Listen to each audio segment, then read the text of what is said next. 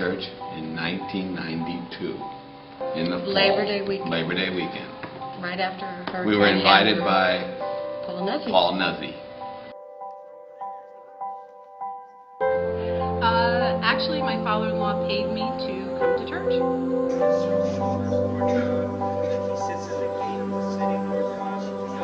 Catskill Mountain Christian Center originated as a non-denominational charismatic Bible study in the early 1980s. Growing slowly but steadily the first several years, the group became chartered as a church and affiliated with Antioch churches and ministries. By the end of the decade, a new building in nearby Dunraven was purchased and renovated, creating a church and fellowship hall. I remember traveling down to Saugerties at 2 o'clock in the morning with Pastor he had to go get some stuff at work, and I would ride down with him, and we had so many conversations, huddling in his office with the little heater, you know, him in his parka and me in my, sounds like a Christmas carol, but...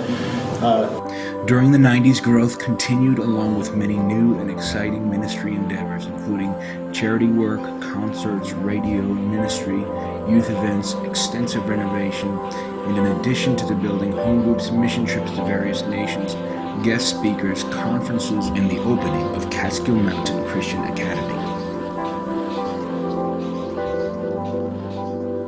I was like, what kind of church is this? You know, nothing like anything I'd ever experienced. After the first week, I was not coming back because people raised their hands to praise and worship, and they sang, you know, modern songs. I wasn't used to that, so I wasn't coming back, but my children said, let's give it a try.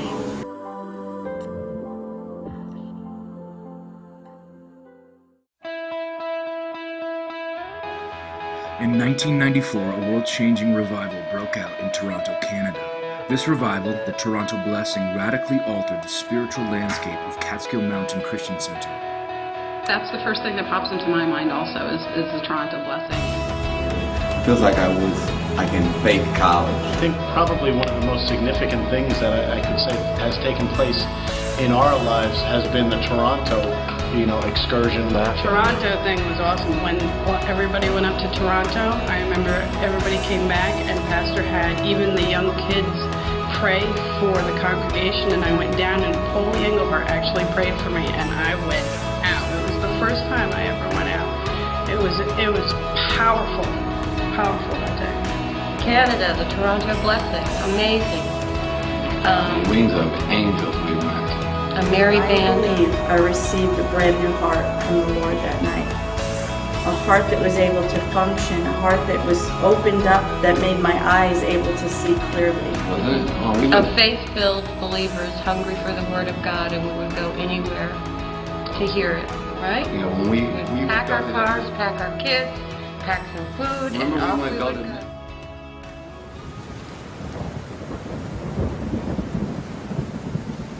A particular high point was joining other community groups in relief work during a local flood tragedy in 1996.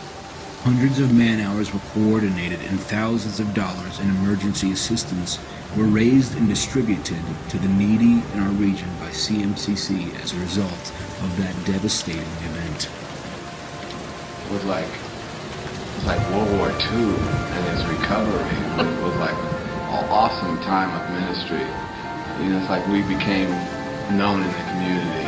I think a lot of people sort of remember us from that. They think we started the church then. We cleaned out cellars, we rescued people. I remember Mike Tuck riding around on his bicycle, helping people. It was just an awesome time of ministry. I knew that this was it. I knew that this is the way church was supposed to be.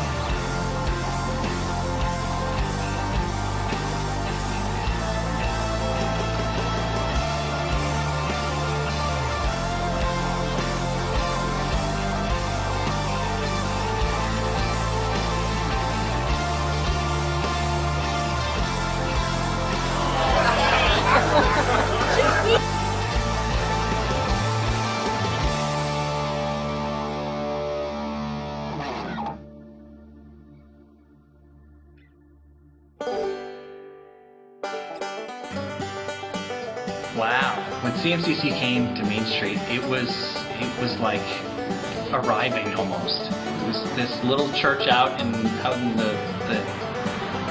boonies that suddenly was on Main Street, and it's entirely different. It's like we're right in the middle where everyone can see us.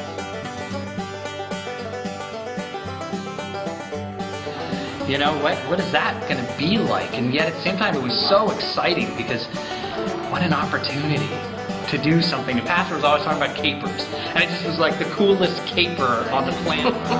It's hard to imagine. I remember this where we're standing, we used to have circles with the linoleum floor and the ice, the freezer was over there, and we'd make a circle and we'd all pray, and it just seemed like, I couldn't believe the brilliance of Pastor's plan. It's like, I still have a hard time figuring how did he do this with the balloon payment and take this mountain campaign. Was that the most fun I ever had in my life? That was great. Serving that dinner was the most fun I have ever had.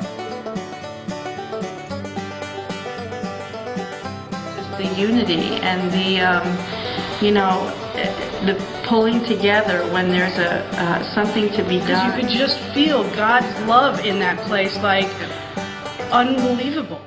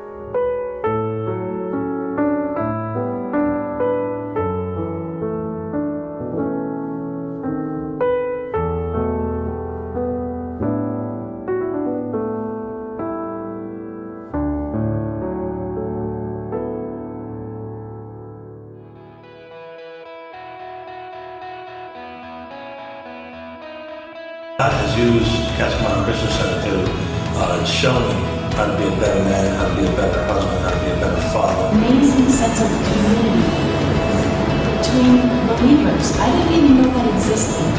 So the Lord was merciful to us and rescued us by bringing us here. Everybody is always concerned where you are, whether you're way up or way down, they're always there, and it's community. From being able to play on the worship team for the last year to 2 years, it really helped me with not playing for an audience, but playing for an audience of one. Healed me so much that I've really been freed to be able to live my life the way God has planned for it. He taught me that I am a daughter of pain. And I didn't know about the friendship, which was probably something that at arm's length I feel that I knew about. The word that comes to my mind most since we've been here over these 6 years has been restoration. Restoration of hope, restoration of a vision for our lives, restoration of something greater than ourselves. Even though we didn't realize we were a miracle, this whole church has been a miracle since it started. And I went crazy to my husband and told him, I'm a holy man. So since that day, I never missed church. And that was Sunday, no Wednesday. One Sunday I came, and I haven't missed a Sunday since. Awesome. But once I came, I was a mess. And she came to my house. She goes, "This is really lovely. Would you ever consider living here?" I said, "No, I don't know." She goes, "No, you have to meet my husband."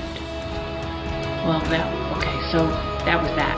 A few years ago, my wife had a liver transplant, and it was a very scary thing, significant, scary. But my friend Pastor Bob and Nancy helped me get through that, and of course, they were there. Renard was there. It was like my family was there. I probably wouldn't be a good person at all, and I only have him and the pastor and Mrs. E here to thank for that.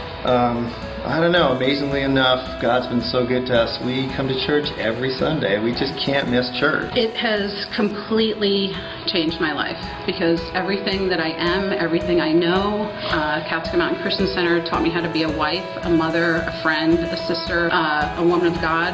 The Engleharts have pulled every gifting that I didn't even know existed in me out, and have encouraged me and seen me through thick and thin. And I would not be standing here today in any way, shape, or form if it wasn't for the Engleharts and Catskill Mountain Christian Center.